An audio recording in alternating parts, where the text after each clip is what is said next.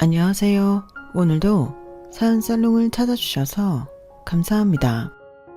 저는 결혼 6년 차가 된 여성입니다. 주변 친구들이 집안일 할 때 많이 듣는다며 추천해준 채널이 사연 살롱이라 평소에 애정을 많이 가지고 있었는데요. 그렇다고 제가 여기에 사연을 적게 될 줄은 몰랐어요. 남편과도 금슬 좋다는 소리를 자주 듣고 시부모님께서도 굉장히 잘해주셔서 제가 여기에 사연을 적어냈다고 하니 친구들도 깜짝 놀라더라고요. 네, 사실 남편과도 시부모님과도 문제가 없으니 누군가는 저에게 배부른 하소연이라고 할 수도 있겠지만 제게도 숨쉴 구멍이 필요했던 것 같아요. 이런 하소연을 남들에게 하면 그래도 남편이랑 시부모님은 괜찮잖아 하는 대답을 들으며 영 속이 시원하지 못한 기분이 들었거든요. 그런데 생각해보니 제 이야기를 털어놓기 좋은 대나무 숲이 여기 있더라고요. 그렇게 사연을 적게 되었어요. 여기까지 들으신 분들은 그럼 대체 뭐가 문제냐 하실 수 있겠네요. 제 시댁 스트레스는 다름 아닌 동서들이었는데요. 남편은 세 형제 중 막내 아들로 위에 형이 둘 있었는데요. 안 그래도 위로 형만 둘이면 형들에게 이리저리 치이며 크기 마련인데 남편에게는 특이사항이 더 있었어요. 남편과는 4년간의 연애 끝에 결혼하게 되었는데 만난 지 2년쯤 되었을 때야 조심스럽게 이야기해 주더라고요. 사실 나 입양된 아들이야. 형들은 친자식이고 나 혼자만 입양이 됐어. 당신이 알면 별로 안 좋아할까봐 뒤늦게 이야기하게 됐어. 이제야 이야기해서 미안해. 미안할 게 뭐 있어. 그거 알게 된다고 해서 우리 사이가 달라져? 오빠는 여전히 나한테 최고의 남자친구인데 그렇게 말해주니 참 고맙다. 혹시나 우리가 결혼하게 되거나 할 때 너희 집에서 안 좋아할 수도 있으니까 미리 말해두는 편이 좋을 것 같아서. 글쎄 뭐 싫어하는 집도 있겠지만 우리 집은 아니야. 그래도 어머님 아버님이 정말 감사하시다. 오빠 사랑 많이 받잖아. 남편이 직접 이야기해주기 전까지 입양할 거라곤 상상도 할 수 없었을 만큼 남편은 집에서 사랑을 듬뿍 받고 자란 아들이었어요. 다소 집안의 골칫거리로 자란 두 형들에 비해 남편은 서울에 있는 4년제 대학을 졸업하고 대기업에 다니는 성실한 아들이었거든요. 첫째 형은 부모님 돈을 빌려 요식업 사업을 하다 말아먹어 빚을 잔뜩 떠안고 있었고 둘째 형은 소규모 도매 유통업을 하다 부도가 나서 아예 시아버님 댁에 같이 살고 있었어요. 조금 나중에 알게 된 사실로는 거래처 돈을 떼먹고 도망친 전적도 있다고 하더군요. 그 일 때문에 가족 간의 분열이 심하게 있었고 둘째 형은 가족들 사이에서도 신뢰가 많이 떨어져 있는 사람이라고 들었어요. 솔직하게 이야기하자면 처음 그 이야기를 들었을 때 조금 답이 없는 집안이라고 생각하긴 했어요. 인생 살면서 도전하는 일이 전부 성공할 수 없는 노릇이고 실패야 얼마든지 할 수 있다고 생각했지만 두 형이 보여주는 모습은 실패 후 주저앉아 부모님의 등골을 빼먹고 있는 모습이나 다름없다고 생각했거든요. 그 때문에 당시 사귀고 있던 남편을 잠깐 의심했던 적도 있었어요. 지금은 이렇게 성실하지만 두 형을 닮아 혹시나 안 좋은 일이 생겼을 경우 이렇게 좌절하고 일어나지 않는 사람인 건 아닐까 하면서요. 그래서였는지 오히려 남편이 두 형과 피가 안 섞였다고 하니 안심이 되더군요. 남편은 형들과는 근본적으로 다른 사람이었거든요. 하지만 두 형을 낳고 기른 게 시부모님이니 시부모님에 대한 의심만은 지울 수 없었어요. 남편은 너무 성실하고 바르고 저와도 성격이 잘 맞고 배려심 넘치는 사람이었지만 한 번에 하는 결혼 제대로 잘 살고 싶어 남편 집안에 대해 신중하게 생각할 수밖에 없었죠. 그런데 예상외로 처음 인사드린 자리에서 시부모님은 오히려 남편의 친부모님인 것처럼 남편과 더 비슷한 성향이시더군요. 말씀도 너무 다정하게 하시고 저를 바라보는 눈빛에도 애정이 가득했어요. 우리 무진이 늘 친자식처럼 키우려고 노력했지만 우리가 채워줄 수 없는 외로움이 있을 거라고 생각해왔단다. 우리가 아무리 노력해도 부족한 부분이 있었을 거야. 그런데 이렇게 버젓하게 자기 가족이 되어줄 여자친구를 데리고 오니 너무 기쁘구나. 우리 무진이와 즐겁게 힘들 때는 서로 의지하면서 예쁘게 살아줬으면 좋겠다. 처음 만난 자리에서 처음 뵙는 시부모님께 그런 말을 들으니 어찌나 울컥하던지요. 비록 피가 섞인 부분은 아니지만 남편이 어떻게 그렇게 따뜻한 사람으로 클 수 있었는지 바로 납득했어요. 그리고 이런 분들이라면 정말 애정있게 시부모님으로 모실 수 있겠다는 생각을 했죠. 평소 신중하고 예민한 성격인 제가 예비 시부모님을 만나고 와서 좋아하니 저희 부모님께서도 안심하셨어요. 그렇게 말씀해 주시는 분들 흔치 않아. 입양아를 사랑으로 키워주신 것만으로도 대단한데 며느리인 너에게도 그렇게 따뜻하게 대해주시니 우리도 좋구나. 그렇게 저는 남편과 예비 시부모님만 보고 이 결혼을 결심했어요. 언젠가 가정을 이룬다면 이런 가족을 만들고 싶다는 생각을 했거든요. 제가 꿈꾸던 분위기에 정말 부합하는 가족이었어요. 모든 가정이 그렇듯 완벽하기만 할 수는 없으니 두 아주버님에 대한 건 미뤄두기로 했어요. 다행히 결혼을 준비하는 과정에서는 크게 부딪히는 일은 없었어요. 두 아주버님과 형님들 모두 저를 딱히 크게 환영하지도 배척하지도 않고 뜨뜻미지근하게 대하셨거든요. 대화 중간중간에 타고난 인간성이라는 게 언뜻 보이긴 했지만 그 정도는 그냥 넘어갈 수 있을 수준이었어요. 하지만 결혼을 하고 더 가까워지니 그 속내가 조금씩 드러나기 시작하더군요. 평소 아주버님들이 남편에게 틈만 나면 빨대를 꽂으려고 하거나 은근하게 따돌린다는 사실을 알고 있긴 하지만 가까이서 보고 그걸 처음 느낀 건 결혼 후 시어머니 첫 생신을 챙기던 날이었어요. 결혼 후 시댁 식구들이 모두 있는 단톡방에 초대가 되었고 제가 가족이 된 후 첫 시댁 행사라 긴장을 많이 했어요. 고급스러운 한정식 식당에 가서 식사를 하고 다 같이 사진 촬영을 하기로 했는데 괜히 입을 옷이 고민이 되더라고요. 최대한 단정하고 채도 낮은 곤색 원피스를 골라 입었고 남편도 연한 회색 피셔츠에 검정색 정장 바지를 챙겨 입었어요. 나름대로 깔끔하게 골라 입었다고 생각했는데 도착하니 저희 빼고 온 가족이 전부 하얀색으로 맞춰 입었더라고요. 더운 여름이라 처음에는 우연인 줄로만 알았어요. 하긴 여름인데 너무 우리만 칙칙하게 입었나? 우리도 좀 화사하게 입을걸. 남편에게 작은 소리로 속삭이니 맞은편에 앉아 계시던 시부모님께서 저희를 이상한 눈으로 바라보시더라고요. 아주버님과 형님들 역시 식사하는 내내 저희 둘을 보고는 킥킥대며 비웃는 듯한 느낌을 지울 수가 없었어요. 내가 잘못 느낀 건가? 기분 탓인가 싶어 남편 얼굴을 봤지만 남편 역시 영문을 몰라 어리둥절하더군요.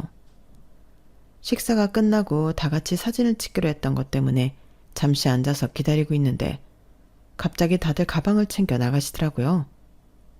동서 왜 꾸물거려? 얼른 일어나 늦겠어.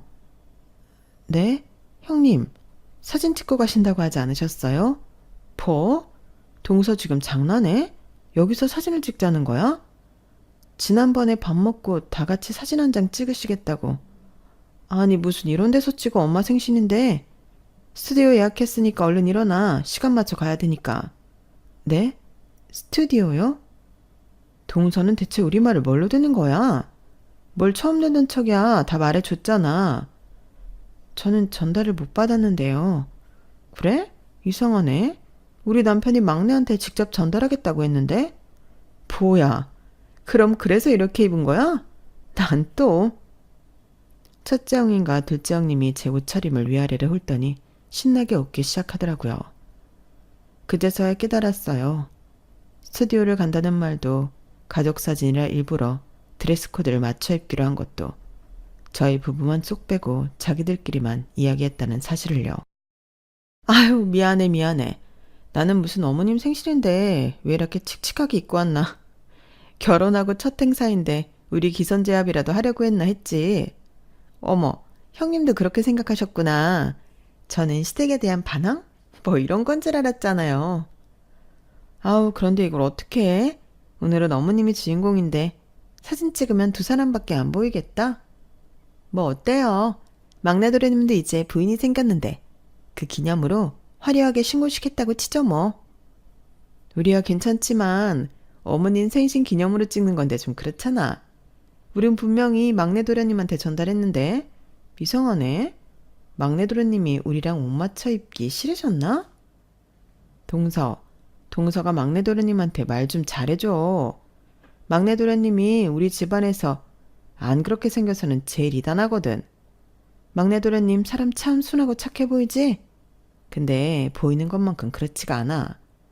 가족끼리인데도 피가 안 섞여서 가족으로 생각을 안 하는 건지 뭔지 은근히 독하고 냉철하다니까? 동서도 뭐 결혼 생활 하다 보면 알겠지만 말이야. 아우 됐어. 이제 신혼이라 좋아 죽을 부부한테 그런 소린 왜 해? 우리가 맨날 경고해봐야 귀 들리겠어. 부부를 1년은 같이 지내봐야 알지. 저 깍쟁이 같은 막내 도련님이 누구랑 결혼할지 참 궁금했는데. 동서, 결혼 생활 힘들면 언제든 연락해. 동서들끼리 친하게 지내면 좋잖아. 형님들은 나름대로 저와 친해지자는 듯 손 내미는 척 마무리했지만 그날 하루 종일 기분이 정말 안 좋았어요. 그 태도는 누가 봐도 고의적이었거든요. 철없는 어린 중고등학생들도 아니고 성인이 된 지도 한참 지난 어른들이 누군가를 괴롭히려는 목적으로 이런다는 게 믿겨지지 않더군요. 결국 그날 사진은 저와 남편 두 사람만 초대받지 못한 손님들처럼 시커멓게 나왔고 남편은 감정적으로 크게 내색하진 않았지만 쓸쓸해 보였어요. 여보, 미안해. 내가 이야기를 들었는데 잊어버린 것 같아. 괜히 당신까지 민망하게 됐네. 여보, 거짓말하지 말고 똑바로 말해줘. 이야기 전에 들은 거 없지? 당신이 그런 거 잊어버릴 사람이 아닌데. 그리고 그런 게 있으면 단톡방에 말해주는 게 맞지. 누가 봐도 우리 모르라고 일부러 이야기 안 한 거잖아. 원래 분위기가 이래? 나도 알려줘야 대비를 하지. 그래도 형수님들이 당신이랑은 친하게 지내려고 하는 것 같은데 너무 그렇게 나쁘게 생각하지 마. 안 그러면 당신도 너무 우리 집에 올 때마다 스트레스 받을 거 아니야? 내가 예전에 형들이 돈 빌려달라고 해서 몇 번 빌려준 적이 있었는데 한 번씩 빌려주고 나니 그래도 된다고 생각했는지 자꾸 빌리려고 해서 형들한테 한 번 제대로 선 그은 적이 있거든. 빌린 돈 다 갚고 더 빌리라고. 그때부터 형수님들까지 날 대놓고 안 좋아하기 시작하셨어. 뭐? 그런 이유로 사람을 이렇게 대한다는 게 말이 돼? 동생이면 무조건 형들한테 돈 빌려줘야 해? 그건 아니잖아. 나도 그렇게 생각하는데 말이 통해야 말이지. 형이나 형수님들은 급한 불 끄고 싶은데 그나마 이 집에서 안정적으로 돈 벌고 있는 내가 외면하니 괘씸하다고 생각한 것 같아. 뭐 이해가 안 가는 건 아니야. 그래도 내 입장에선 거절 안 하면 영영 안 끝날 것 같았어. 나도 내 미래를 생각해야 하니까. 당연하지. 당신이 그런 것도 거절 못하는 사람이었으면 나 이 결혼하지도 않았을 거야.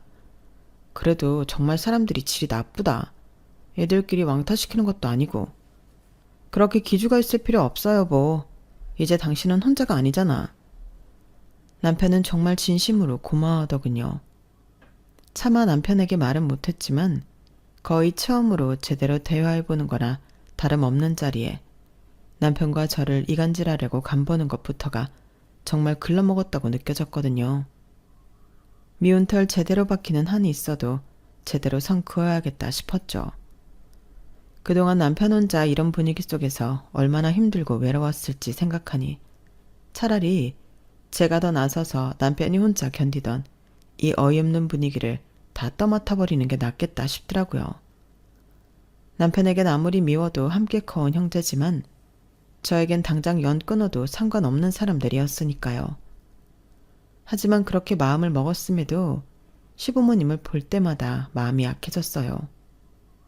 그 일이 있던 다음 날 어머님께서 그 일을 내내 마음에 담아두고 계셨는지 직접 전화하셔서 사과까지 하셨었거든요. 애들 어린 시절에 입양하지 말라고 반대하는 걸 내가 눈에 밟혀서 무진이를 입양했거든.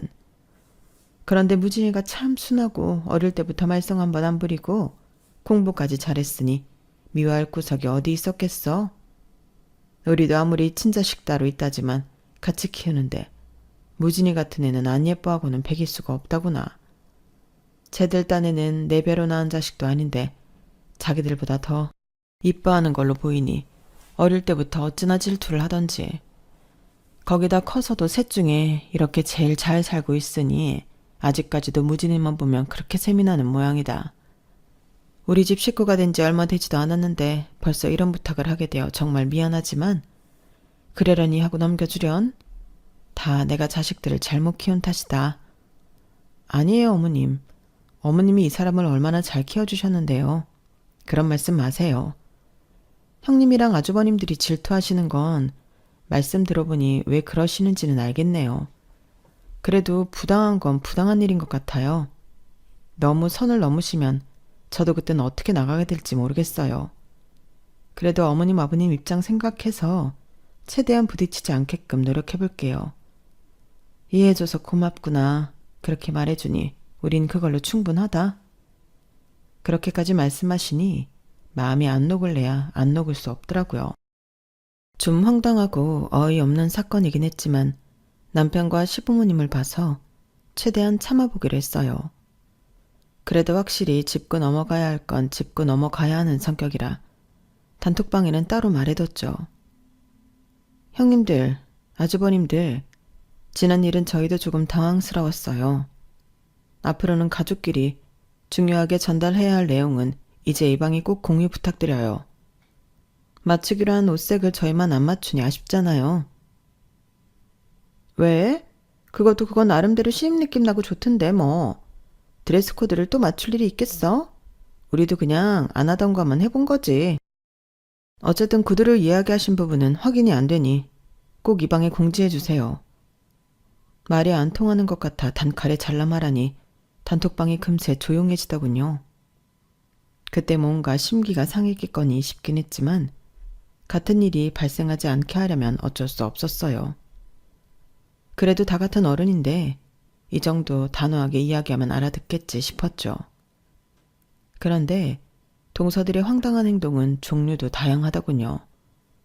결혼 초반이라 저희 부부 빼고 다들 아이가 있었어요. 조카들이 아직 다 어린 나이라 부모가 미운 거랑은 별개로 아이들은 참 귀엽더라고요.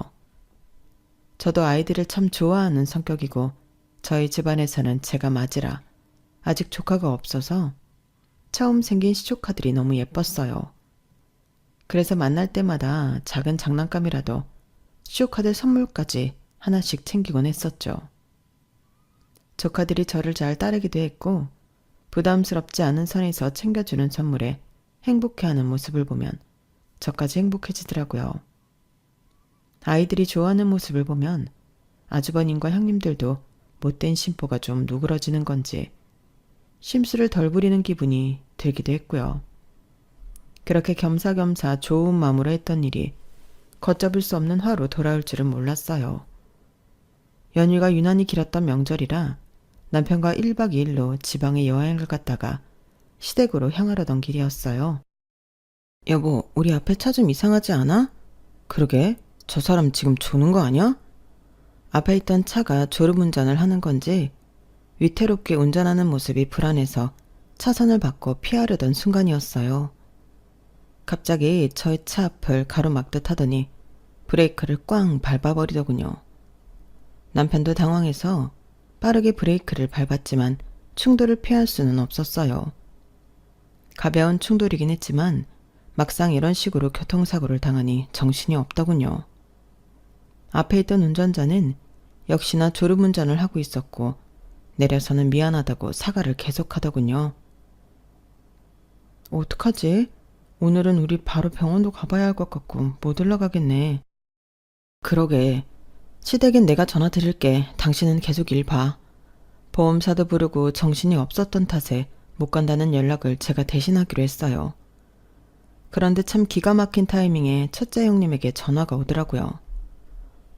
동서 어디쯤이야? 둘째네는 1시간 뒤에 도착한다던데? 형님, 안 그래도 전화 드리려고 했는데 저희가 가는 길에 교통사고가 나서 바로 못 가게 됐어요. 아무래도 시간이 좀 걸릴 것 같아서 사고 처리하고 조만간 어머님 아버님은 따로 찾아뵈어야 할 것 같아요. 뭐? 사고? 얼마나 크게 났는데? 다행히 큰 사고는 아니고 살짝 퉁dur한 거긴 한데 일이 복잡하네요. 크게 다친 거 아니면 그냥 오지 그래. 연휴도 긴데. 어머님 아버님께는 제가 직접 연락드릴게요. 기대도 안 했지만 사람이 다쳤다는데 괜찮냐는 말 한마디 없이 짜증스럽게 오라는 말을 하는데 어이가 없더라고요. 여기까지는 그래도 뭐 그럴 수 있다. 그러려니 생각하고 넘겼어요. 시부모님께 전화드리니 깜짝 놀라시면서 걱정을 해주셔서 바로 잊어버렸거든요. 세상에 이게 무슨 일이니? 많이 다친 건 아니지? 네, 어머님. 기다리셨을 텐데 죄송해요. 저희가 얼른 시간 내서 찾아뵐게요. 아우, 죄송은 무슨. 몸조리 잘하고 무슨 일 있으면 바로 연락 줘. 알겠지? 그렇게 이야기가 잘 마무리됐다고 생각했어요. 저녁쯤 갑자기 둘째 형님한테서 전화가 오더라고요. 당연히 사고 소식을 듣고 걱정차 연락을 주신 건 줄 알았어요. 네, 형님. 아니, 동서, 사고 나서 못 온다며? 네, 크게 다치지는 않았는데 당장 이동하는 게 조금 부담이 되어서요. 아, 이거 큰일이네. 애들이 엄청 기대하고 있는데. 저도 성민이, 정민이 엄청 보고 싶은데 다음에 보자고 전해주세요. 아니, 동서야 다음에 보면 되는 거고 애들이 동서가 오늘 무슨 선물 사다 줄지 엄청 기대하고 있었거든. 못 온다고 하니까 너무 실망해서. 오늘 못 오면 그냥 애들 선물이라도 근처에서 택배로 좀 붙여줄래? 애들이 동서 오라고 땡깡 부리고 난리야. 네? 택배로 붙이라고요? 그래, 애들 입장에선 그렇잖아. 원래 오늘 받은 선물인데 다음에 만나면 다음에 선물 못 받은 거나 다름없으니 심통이 난 거지. 나중에 동서도 육아해보면 알겠지만 애들 비위 맞추기가 더 어렵다. 아무튼 주소는 보내놓을게. 애들이 기다리고 있을 테니까 부탁해. 저기 오늘은 택배도 안 해요. 전 그러면 명절 끝나고 붙여드릴게요. 전화를 끊고 나니 어이없어서 화가 치밀더라고요. 아니 무슨 선물 나한테 맡겨놨어? 나야 그렇다 치지만 당신 안부도 안 물어보더라. 그렇게 받고 싶으면 기본적인 예의라도 지키던지. 평소에는 사람을 그렇게 무시하고 따돌리면서 필요할 때 맡겨놓은 것 마냥 내놓으라고 하네? 됐어. 이번에 애들 선물도 마지막이야. 정말 안 그러려고 했는데 부모가 미운 애들까지 미워지네. 그래, 우리가 언제까지 애들 선물 사갈 수는 없는 노릇이니까. 그리고 솔직히 우리가 아이 낳아도 형들이랑 형수님들이 그렇게 선물 사다 주실까 싶어. 그래, 이 돈 아껴서 우리 나중에 태어날 애기한테나 쓰자. 진짜 사람들이 보자보자니까 상종을 말아야지. 더럽고 치사해서 애들 선물은 대충 한참 뒤에나 택배로 붙였어요. 그리고 다음 가족 모임 때부터는 애들 선물도 끊어버렸죠. 애들도 부모를 닮았는지 아니면 부모에게 들은 게 있어서 그런지 선물을 안 사가기 시작하니 예전처럼 저를 반기지도 않더군요. 어차피 정 떼는 거 그냥 다 같이 정 떼는 것도 나쁘지 않겠다 싶어 좀 씁쓸하긴 했지만 신경 쓰지 않기로 했어요. 마침 저희 부부도 임신을 준비하던 중이라 남이의 신경 쓸 시간에 내 애나 신경 써야겠다 싶었죠. 그렇게 몇 달이 지난 후 저희 부부에게 축복이 찾아왔어요. 아이가 생기니 시댁의 심술 따위엔 신경 쓸 겨를은 정말 없더라고요. 하지만 막상 애를 낳고 나니 애를 보러 온다는 핑계로 자주 부딪히게 되더군요.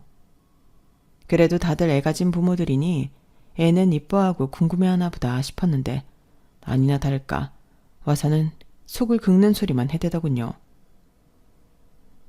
아니 딱히 동서를 닮은 것 같지도 않고 그렇다고 서방님 닮은 것 같지도 않고 애매하게 생겼네. 우리 식구 느낌이 안 나. 확실히 입양해온 놈 자식이라 그런가 티가 팍팍 나네. 우리 집엔 이렇게 쌍꺼풀 진한 유전자가 안 나오는데 얘만 너무 남의 집안 식구 같다. 그러니까 형네 애들이랑 우리 애들은 다른 것 같아도 묘하게 닮은 구석이 있는데 얘만 너무 딴판이네. 애기 때부터 그렇게 자기 주장 강하게 생긴 애는 우리 집에 없었는데 애가 좀 세 보인다.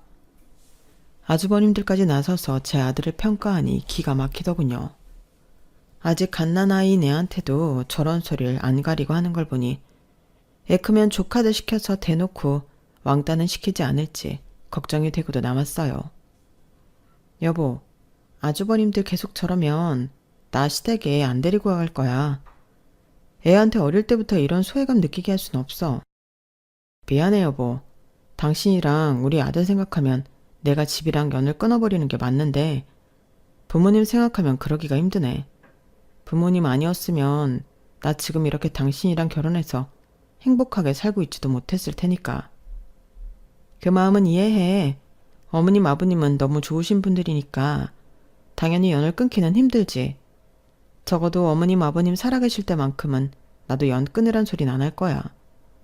근데 당신이 이렇게 결혼해서 어엿한 한 집안의 가장인데도 선 넘는 행동들을 계속한다면 그건 절대 못 참아. 고마워 여보. 그리고 미안해. 괜히 이렇게 태어나서 당신까지 힘들게 만들고. 당신이 선택한 것도 아닌데 미안해할 거 없어. 그리고 난 이런 과정들을 거쳐서 만들어진 지금 당신이 좋은 거야.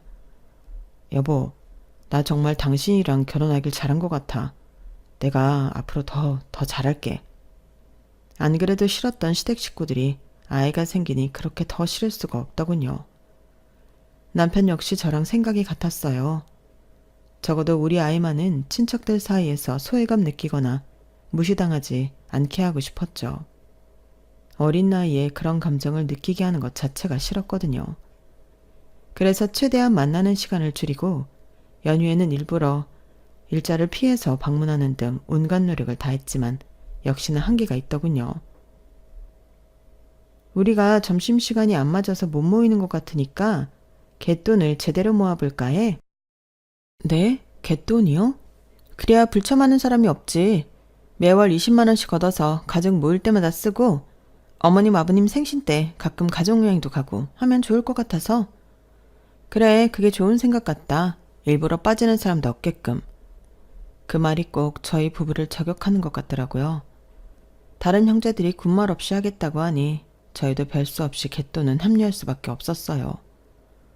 보기 싫어도 어거지로 계속 만나야 한다는 건 안 좋은 점이었지만 그래도 갯돈을 모아서 좋은 점은 있더군요. 갑자기 큰돈 나갈 일 없이 늘 내던 돈으로 가족 행사를 해결했으면 됐으니까요. 시부모님도 내색은 안 하시려고 했지만 가족이 한자리에 모여있는 걸 더 좋아하시는 것 같았고요. 그래서 그냥 좋게 생각하자 싶었어요. 아들이 아직 어리니 어차피 모여도 아이 핑계 대면서 일찍 자리를 파할 수 있어서 모이는 게 아직까지 그렇게 큰 부담은 안 되더라고요. 나중에 아이가 크면 크는 대로 학업이나 이런저런 핑계를 대서 빠지면 되겠다고 미리 생각만 해뒀어요. 그리고 나서는 한동안 평화로웠어요. 갯돈을 모으고 난 후부터는 첫째 형님이나 둘째 형님이 딱히 저희 부부를 견제하거나 따돌리는 발언을 잘 안 하시더라고요. 요즘 아주버님이나 형님들이나 우리한테 괜한 트집을 안 잡으시네? 웬일이시지? 그러게, 형들도 나이 먹으니 변한 건가? 갯돈 모으니까 이제야 좀 가족 같다는 생각이 드나? 이렇게 평화롭게도 지낼 수 있는 걸 도대체 왜 그렇게 심술 부리신 거야? 진짜 알다가도 모르겠다니까. 다행이지 뭐. 요즘만 같아서는 정말 가족처럼 잘 지낼 수 있을 것 같아. 아무튼 꼭 돈이 엮여야만 가족 같다고 생각하는 것 같아서 얄미워 죽겠어. 그래도 요즘은 싫은 소리 덜 듣다 보니 시댁도 다닐만 하다는 생각은 드네. 그때까지만 해도 전혀 상상도 못했어요. 폭풍이 오기 전 바다가 가장 고요하다는 말이 괜히 있는 말이 아닌데 그 말을 왜 잊고 있었는지 모르겠네요. 개모임을 시작한 지 1년이 넘고 나서야 그 진실을 알게 되었어요. 갯돈 계좌를 큰 아주버님께서 관리하시는데 남편이 우연히 형제들끼리 갯돈 관련 정산 이야기를 하다가 계좌 내역을 보게 된 모양이었어요. 형, 우리 갯돈 한 집에 20만 원씩 하는 거 아니었어? 근데 금액이 왜 이래? 어? 아, 그게 야, 우리 집은 와이프 혼자 벌고 둘째네는 둘 다 벌어도 안정적인 직장이 아닌데 니네 집은 너도 잘 벌고 재수씨도 벌이가 괜찮잖아. 잘 버는 집에서 좀 더 내는 게 맞지? 안 그러냐? 그치. 원래 세금도 부자가 더 내잖아. 형편에 맞게 내야 개모임이 오래 유지되지. 안 그래? 아니, 이게 다 무슨 소리예요? 우리 집만 20만 원씩 내고 있었다고요? 아주버님들은요? 누가 들어도 기가 막혀 눈이 뒤집힐 소식에 아주버님들은 추궁하자 영 안 내킨다는 얼굴로 내역을 보여주시더군요. 저희 집을 제외한 두 집에서는 10만 원씩만 계를 하고 있었어요. 저희 집만 2배를 더 내고 있었던 거죠. 그쯤 되니 진짜 어이가 없어서 웃음도 안 나왔어요. 어쩐지 요즘 조용하시다 싶더라니. 갯돈을 우리한테 더 받고 있으니 찔려서 아무 말씀도 못 하신 거였구나. 이제 좀 마음 좋게 먹고 저희를 가족으로 받아주신 건가 했는데 이것도 제 착각이었네요. 하긴 두 집에서 합쳐서 낼 걸 우리 집에서 내고 있었으니 괜히 밉보였다가 좋을 거 없었겠네요. 그래도 이건 많이 선 넘으신 거 아니에요? 사람을 무슨 ATM 기계로 보는 것도 아니고 사전 양해를 구하지도 않고 2배를 더 떼가는 게 어딨냐고요. 아니 재수씨, 무슨 말을 그렇게 섭섭하게 해? 그럼 그동안 이 피도 안 섞인 놈을 우리 집에서 키워준 값은 얘 안 데려왔으면 우리한테 더 투자했을 돈도 얘한테 가고 부모님 돌아가시면 재산도 얘랑 나눠야 돼. 근데 그까짓 갯돈 좀 10만 원 더 받았다고 그렇게까지 나를 세워야겠어? 그럼 사전에 의논이라도 하셨어야죠. 말도 없이 어떤 집에만 더 받는 건 날강도 심보죠. 뭐? 지금 날강도? 진짜 말 다 했어? 본인들 잘못은 생각도 않고 얼굴이 불그락 푸르락해지는 걸 보니 정말 말이 안 통한다는 생각만 들더군요. 그래서 다음부터는 그냥 알아서 절반만 냈어요. 왜 그 정도만 내냐고 뭐라 할 줄 알았더니 의외로 별말 없더군요. 최소한의 양심은 있나 보다 싶었죠. 하지만 얼마 못 가 결국엔 일이 터지고야 말았어요. 그 일이 있고 나서 시댁 식구들과 모든 소통은 남편을 통해서 하게 됐어요. 명절인데도 잠깐 일을 보고 갈 일이 생겨 퇴근 후에 남편과 함께 시댁에 들리기로 했어요. 그런데 시댁에 도착해서 아무리 배를 눌러도 대답이 없더군요. 뭐지? 안 계시나? 전화 한번 해보자. 어머님 아버님께 전화를 드려도 전화기가 꺼져 있거나 받지 않으시더라고요. 그래서 하는 수 없이 남편은 아주버님들께 저는 형님들께 연락을 했어요. 연결이 먼저 된 건 저였어요. 형님들 어디 계세요? 저희 집 앞인데 아무도 안 계셨어요. 어머, 우리가 말 안 했나? 우린 공항이에요. 네? 공항이요? 어머님 아버님 모시고 이제 한국인데 마침 딱 전화가 왔네. 생각보다 너무 일찍 도착했다. 어디 갔다 오시는데요? 여행 다녀오신 거예요? 그런 말은 전해 들은 적이 없는데. 아니, 갯돈도 많이 모였겠다. 어머님 아버님도 오랜만에 구경도 시켜드리고 싶고 그래서 같이 푸꾸옥 모시고 가서 효도 여행 좀 했어. 아니 뭐 갯돈으로 가셨다고요? 그럼 뭘로 가? 이럴 때 쓰려고 모은 거 아니야? 그걸 저희한테 말도 안 하고 저희만 쏙 빼놓고 다녀오셨다고요? 아니 뭐 설마 같이 가고 싶었어 동서? 나는 저번에 동서가 우리한테 화내길래 우리랑 여행 가기 싫어할 줄 알고. 그리고 효도 여행이 말이 여행이지 얼마나 힘든데. 우리가 동서 못까지 대리 효도했으니 너무 걱정은 마라. 진짜 보자 하니까 너무 뻔뻔하네. 갯돈을 그렇게 상의도 없이 마음대로 쓰는 건 횡령이에요. 아세요? 가뜩이나 그렇게 모은 돈 저희 부부 지분이 제일 높은데 그걸 상의하지 않는다고요? 그리고 우리가 일찍 도착하지 않았으면 계속 숨길 생각이셨죠. 어떻게 하다 이런 행동까지 하세요? 아, 내 입에서 꼭 이런 소리 나오게 만드네 동서는. 그냥 우리도 가족여행 한번 가보고 싶었다. 왜? 솔직히 까놓고 말해서 네 남편이 우리 가족은 아니잖아. 피 한 방울 안 섞였는데. 어차피 같이 가자고 해도 싫었을 거면서 왜 이래? 돈 때문에 이러는 거야 지금? 자꾸 돈돈거리면서 돈 밝히는 걸로 몰아가고 싶으신가 본데 지금 진짜 돈 밝히는 건 형님들이랑 아주버님들인 거 모르세요? 평소엔 피 안 섞였다고 가족 취급도 안 하면서 돈 모을 때만 잘 버는 사람이 더 내라니. 가족이라니 떠드는 거 진짜 꼴값이에요. 야, 이 집에서 네 남편 다 키우고 인간 만드는데 얼마가 들었는데 겨우 그것 좀 썼다고 난리야. 그 돈 우리만 쓰고 놀았니? 다 어머님 아버님한테도 들어간 거야. 네, 어머님 아버님한테 들어간 건 하나도 아깝지 않은데요. 형님들, 아주버님들 배불렀다고 생각하니 짜증이 나서요. 어릴 때부터 제 남편 무시하고 따돌리기나 했던 사람들한테 내가 힘들게 번 돈 한 푼도 투자하고 싶지 않거든요. 어쨌든 전 그 돈 돌려받아야겠으니까 절차대로 진행할게요. 뭐 절차? 그래, 뭐 할 수 있으면 해봐. 가족끼리 갯돈 쓴 거 가지고 네가 뭘 할 수 있는데. 갈 때까지 가보자고. 누가 손해인가. 그때였어요. 늘 묵묵부답으로 참고 있던 남편이 전화기를 빼앗아 들더군요. 네, 그러시죠. 갈 때까지 간다는 말 함부로 하는 거 아니라는 거 깨닫게 해드릴게요. 그렇게 전화가 끊어지고 저도 잠시 멍해졌어요. 여보, 나야 당신 식구들 안 봐도 그만이라지만 괜찮겠어? 나도 이제 내 식구 생겼는데 당신이 더 소중해. 형수님들이 당신한테 저럴 이유 없어. 그동안 부모님 봐서 참았지만 이제 나도 내 식구 지켜야지. 연애기간, 결혼기간 다 합쳐서 남편이 그렇게 화난 얼굴은 처음 봤어요. 화가 난 건 저도 마찬가지였지만 남편이 그렇게까지 나서줄 줄은 몰랐거든요. 아무리 그동안 가족에게 소외를 느껴도 입장 바꿔 생각하면 이해 안 가는 것도 아니라며 속 좋게 굴던 사람이었어요. 그런 사람도 이렇게 머리 끝까지 화가 날 수 있구나 싶었죠. 남편은 말로만 그런 게 아닌 정말로 행동으로 보여줬어요. 법적 자문을 구하러 다니더니 갯돈 횡령도 민사소송이 가능하다는 걸 알아왔더군요. 그동안 모아왔던 갯돈 이체 내역과 사용처, 관련 대화 등을 열심히 수집해 소송에 들어갔어요. 너무 명백한 증거들이 많았기 때문에 생각보다는 상황이 쉽게 돌아가더군요.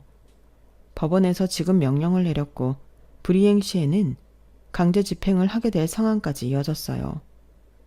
그쯤 돼서야 정신이 돌아왔는지 형님들과 아주버님들이 매달리기 시작하더군요.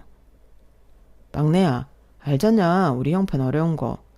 시간을 좀 줘라. 우리가 그걸 갑자기 갚을 형편이 어떻게 되니? 그거 갚을 능력이 됐으면 이런 일도 안 생겼지. 안 그러냐? 한 번만 눈 감아주세요, 서방님. 아무리 화가 났어도 가족끼리 말로 푸셔야지. 이렇게 피도 눈물도 없이 법으로 가는 게 어딨어요? 웬만한 남끼리도 이렇게는 안 해요. 늘 저와 이 사람을 외부인 취급하던 건 형님들과 형수님들인데요. 아무리 같이 어울리려고 노력해도 늘 무시하고 필요할 땐 가족, 없을 땐 이방인 취급하는 것에 이제 실문났습니다.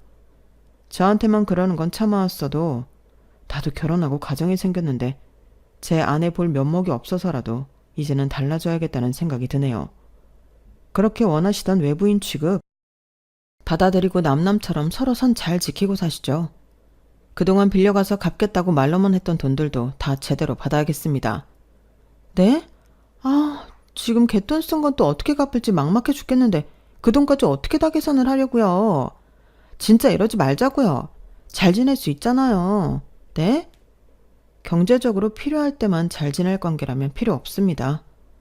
그렇게 냉정하게 잘라낸 남편은 바로 소액 심판 청구를 준비했어요. 그렇게 추진력 있게 바로 진행을 할 줄은 저조차도 예상 못했던 일이었어요. 이번 일은 정말 형님, 형수님들이 선을 3개 넘었어. 결혼하고 당신까지 우리 집에서 내가 받던 취급받는 게 너무 미안했는데 더 이상은 못 참겠어. 당신 위해서라도 이 관계는 정리하는 게 맞는 것 같아. 냉정하게 생각하면 내가 감사한 건 부모님이지 형들은 아니니까. 그렇게 남편은 확실하게 형제관계를 정리했어요. 정리하는 과정에서 우리에게 울며 불며 매달리고 추하게 욕을 하기도 했지만 남편은 눈 하나 깜짝 않더군요. 그러게 사람이 선의를 베풀 때 잘 지냈으면 좋았을 것을. 형제들은 남편이 그동안 봐주고 있던 빌려간 돈까지 갚게 생기며 저희 집에 엄청난 채무가 생겼어요. 저랑 결혼하기 전에 빌려줬던 금액이고 당시에는 끝까지 받아낼 생각은 없었던 터라 그 돈을 받으면서 저희 형편은 더 여유가 생겼죠. 그 돈으로는 남편과 못 갔던 휴가를 가고 시부모님도 모시고 여행을 다녀왔어요. 마치 저희가 낸 갯돈으로 여행을 다녀오신 그분들처럼요. 비록 피는 안 섞였지만 함께 나고 자란 형제들을 끊어내게 된 게 안쓰럽기도 했지만 요즘은 차라리 후련해 보이네요. 저 역시 남편이 그런 말도 안 되는 대접을 받는 꼴을 보는 것보다야 남편을 진심으로 아끼고 사랑해주시는 시부모님만 모시는 지금이 훨씬 행복하고요. 백년 묵은 답답함이 한 번에 사라진 듯한 요즘, 이런 생각을 하곤 해요. 때로는 나와 내 가족을 위해 조금은 나빠질 줄도 아는 게 인생이란 생각이요. 제 이야기는 여기까지입니다. 여러분들 가족과 정말 행복하시길 바랍니다. 여러분, 사연 댓글에 응원과 현명한 조언 부탁드려요. 좋아요와 구독은 저에게 큰 힘이 됩니다. 오늘도 좋은 일 가득하세요.